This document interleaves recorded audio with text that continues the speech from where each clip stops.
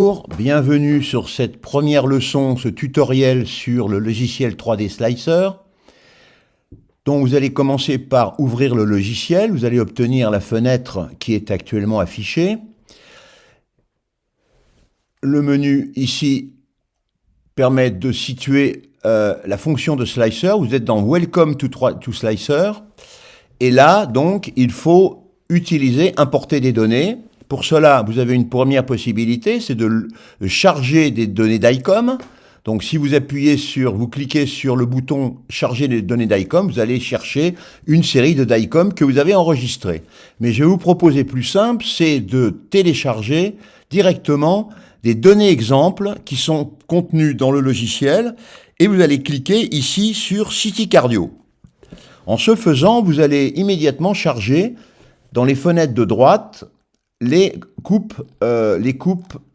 City Scan. Vous voyez qu'au milieu, là, c'est la fenêtre 3D, et sur le côté, ce sont les plans horizontal, frontal et sagittal.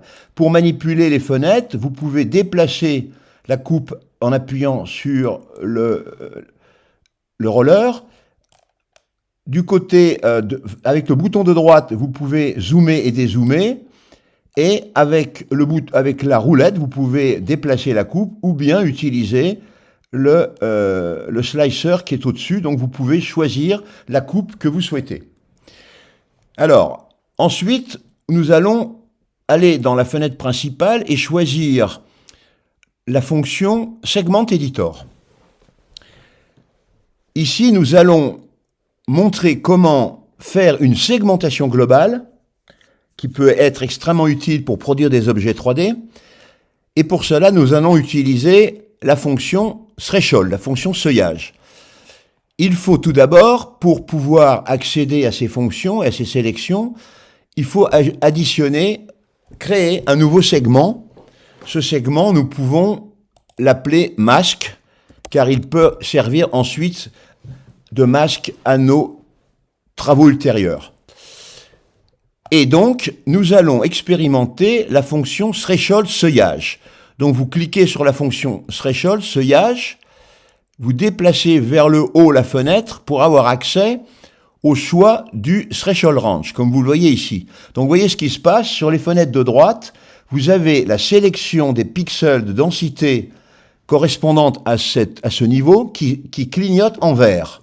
Donc, je vais zoomer pour mieux voir la sélection ici. Vous voyez que quand on déplace, on va sélectionner les niveaux de densité plus faibles ou plus forts. Et pour obtenir une bonne sélection à la fois de l'os et des vaisseaux, je vous conseille d'utiliser environ 140. Mais sur chaque scanner, vous avez des réglages différents. Donc, il convient d'expérimenter et de voir en bougeant les curseurs ce qui se passe. Vous voyez ici que, par exemple, on peut sélectionner de façon extrêmement étroite des densités entre 142 et 400.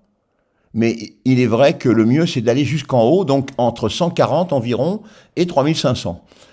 Une fois ceci fait, une fois les réglages opérés, une fois les fenêtres visualisées pour bien vérifier la sélection obtenue dans les différents plans de coupe, c'est-à-dire les os et l'injection vasculaire, nous allons cliquer sur le bouton « Apply ».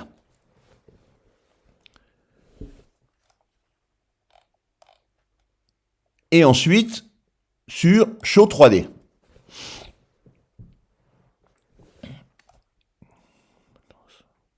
Donc, après quelques secondes, apparaît la sélection, la reconstruction 3D des niveaux de densité que nous avons choisis. Vous voyez qu'il y a énormément de choses, il y a des artefacts, il y a de l'os, il y a des cathéters, il y a des vaisseaux.